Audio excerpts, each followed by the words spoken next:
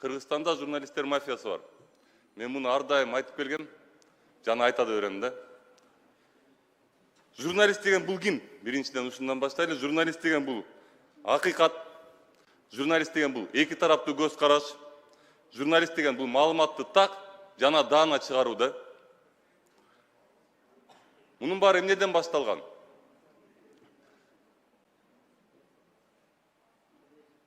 Мен журналисттерге бир жолу эмес, көп жолу кайрылгам, акырындан кайрылгам, мындай эскертүү бергем. Журналисттер, урматтуулар. Мен силердин коллегаңармын депчи. Мыйзамды одоно бузасыңар. Ар дайым бузасыңар мыйзамды. Силерге мыйзам жазылган эмеспи? Мындайча айтканда, Илим деген бир мырза бар, ал ачык эле айтат, мен ушакчымын дейт. Илимдин стористери менен бөлүшөт да буларчы. Бул мыйзамды одоно бузуу.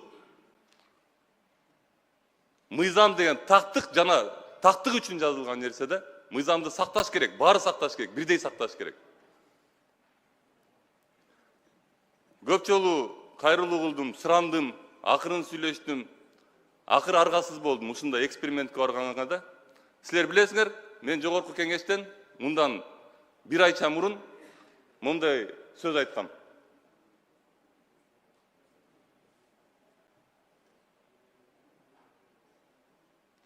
Урматтуу аппарат, ушуну ар дайым айтам, муну карасаңар мындай алдын алачы. Мен убактымда отпойсуңарбы силер?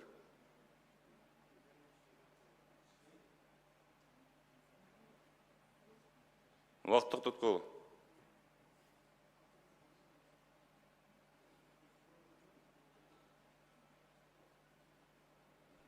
Булардын контракты бар экен, 1 айлык журналисттер боюнча. Кыргызстанда журналисттер калган жок. Мурун журналист болгон мен. Силер журналист болуп эле, булар мени жамандап жазат да. Могу жерден трибунадан жакшынакай эле сөз сүйлөйт. Барсам эле бир кесип туруп жамандап чыгарып коюшат. Көрсө булар бизнес кылат экен. Карасам мен коллегаларым жакшынакай чыгат, мени эле кесип эле чыгара берет. Эмне себептен десем, көрсө булар акча алат экен. Булардын контракты бар экен, 1 айлык, жарым жылдык, 1 жылдык.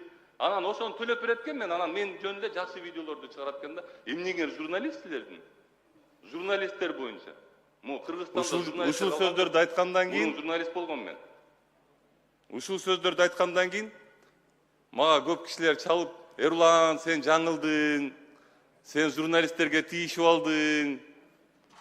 Булар сенин артыңан охота башташат, атака кыла башташат" деп айтышкан да. Бирок бул жерде журналисттер бир нерсени түшүнгөн эмес. Мен ушул сөздү айтып атканда, менин артыман ошол атаканы баштайт экенин билгем да, мен ошол малдачы. Бул атайын провокационный айтылган сөз да. Анткени мыйзам бузуучулугун булардын ачыкка чыгарыш керек. Булар менен ушинтип эле жүрө беребиз бойдон эле. Ушул видео чыккандан кийин эле биринчи эле аптеканы баягы немеде Тоң районундагы аптеканы текшерип, аптека башка жерге, аптека аябай начар жерде болгон.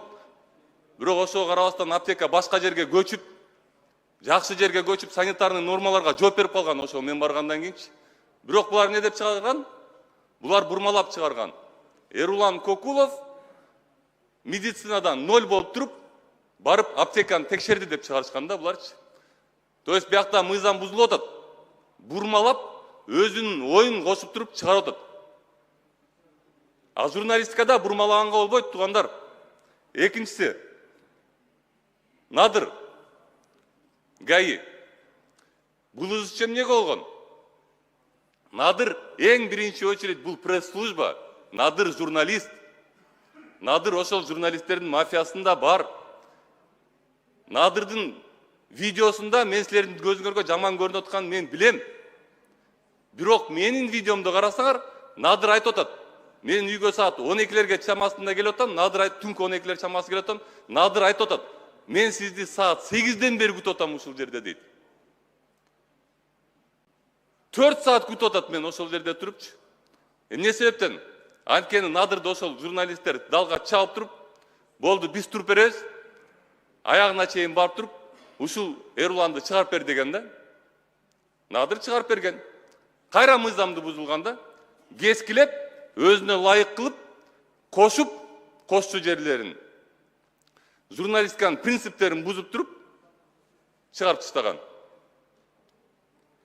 Ушул жерден туруп, ошондон кийин ушул жерге келди, гаилер келди дагы, водительдерден экзамен алабыз деди. Туурабы? Мен ошол жерден айттым. Эгер силер, урматтуу коллегалар, 5 мүнөт берип койгулачы, суранам. Эгер силер ушул жерде туруп, мен мыйзамды бузуп атсаңар, анда силер айдоочулардан кантип экзамен аласыңар? Мен силерге ошондой уруксатты кантип берейин деп сурасам, кайра бурмачылык кылып, Эрулан Кокулов өзүнүн укугун коргоп атат жогорку кеңештен деп жазып чыгарды. Бул дагы мыйзамды бузуу, туугандар. Бул дагы маалыматты бурмалап чыгаруу. Ушул жерден туруп президентке кайрылдым. Президент менен бир топ сөздөрдү сүйлөштүк, суроолорду бердим. Депутат катары не деп чыгарышты? Эрулан Кокулов президентке даттанды деп чыгарды. Айланайын, журналисттер, ушул журналисттин этикасына жатабы? Президентке даттанып чыкты деп жазган. Качантан бери Кыргызстанда журналистика мындай болуп калды эле? Мен анда президентке бул жерден иштеген жеримен отуруп туруп бир суроолорду берсем, даттанган болсо, анда мен айыл өкмөтүнө деле даттанат экем, акимге деле даттанат экем, губернаторго деле, министрликтерге деле даттанат экем анда мен. Мындай этика журналиста деген калды беле Кыргызстанда? Билесиңерби анын эмне экенин?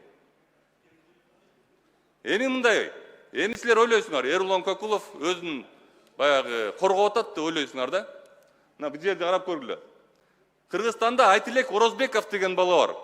Кыргыз тилин коргоп жүрүп 2 жолу камалды, байкушчу. 2 жолу камалып, азыр 1 жылга жакын үй камагында алыпчы. Соту дагы эле болуп атат. Соту жакында эле жылдырылды, бир 2-3 күн мурунчу.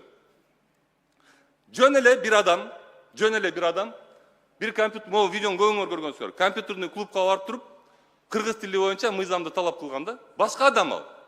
Анын үнүнөн деле билсе болот, ал Айтилек Орозбеков эмес экенчи. Үнүнөн эле билинип турат ал жердечи. Журналистикада жазылган 2 тараптуу көз караш деп, туугандар.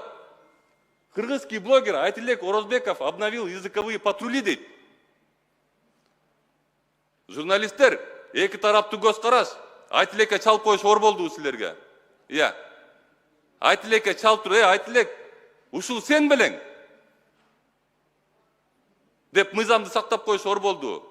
Жок, силер мыйзамды карабай калгансыңар. Ошол себептен ушул күнгө чейин ушу эч ким айыпталганчы силер каалаганыңар кылып калгансыңар силерчи. Мыйзамга баш ийбей калгансыңар силер.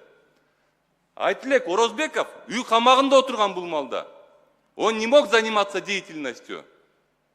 Результат, монун чыккан результаты, эртеси күнү Айтилек Орозбеков эртең мененки 9-дан 9-га чейин, кечки 9-га чейин суракта болгон. Сотуна зыян тийип, соту жылдырылган. Возможно, ушун үчүн жылдырылган. Возможно, ушул журналисттердин ошибкасы үчүн жылдырылган да. Силер эмне адамдардын өмүрү менен ойнойсуңар буя? Бул Айтилек Орозбековдун үйүндө аты энеси бар, жакындары бар, туугандары бар. Ушул бала чыгып кетсе экен деген. А силер болсо, мыйзамды одоно бузуп туруп, баланын өмүрү менен ойноп атасыңар. Ушул жерден дагы бир кайрылуум бар мен. Айтилектин сот болуп атканына 1 жыл болуп калды. 2 тарап бири-бири менен достошкон. Экспертиза Айтилекти айыпчу экенин чыгарып берген. Ушуну эртерээк бир нары же бери кылып бергилечи, урматтуулар, суранам силерден. Мыйзамды биз баарынан толук талап кылабыз, туурабы? ГАИден талап кылабыз, прокуратурадан талап кылабыз, соттон талап кылабыз, депутаттардан талап кылабыз. А эмне журналисттер эмне мыйзамды одоно буза берсе болобу? Буларга эмне неписанный закондор барбы?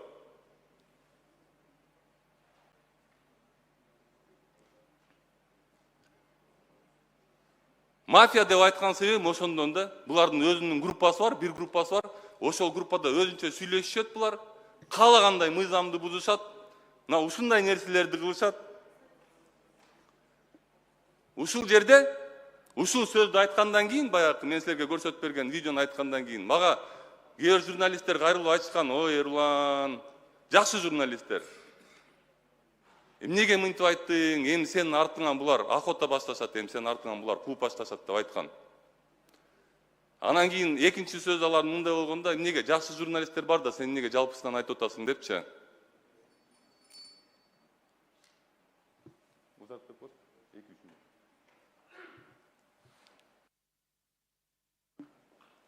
Жиынтығыңыз. Эмнеге сен ушинтип айтасың? Эми охота баштайт сага. Бирок жакшы деле журналисттер бар да деген. Урматтуулар, мен жакшы журналисттер бар экен ошол сөздү айтып атканда эле билгем. Мен атайын кылгам бул нерсени. Ошондо мен силерге айткам, мен силерден ушул жерден туруп кечиримди сурайм деп. Мен ар дайым айткан сөзүмө турам. Урматтуу жакшы журналисттер, урматтуу ушул провокациянын артынан мыйзамды бузбаган журналисттер.